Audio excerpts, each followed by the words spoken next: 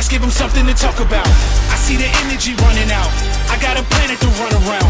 Okay, you ain't do nothing but run your mouth. No, I don't wanna be humble now. You doubted me, nothing to talk about.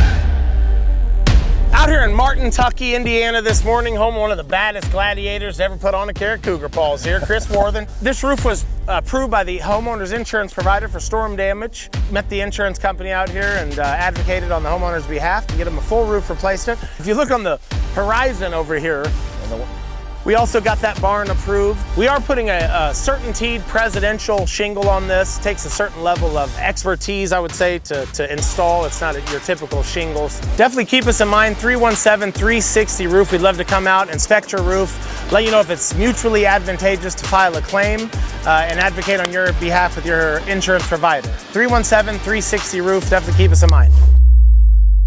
Okay, let's give them something to talk about. I see the energy running out, I got a planet to run around.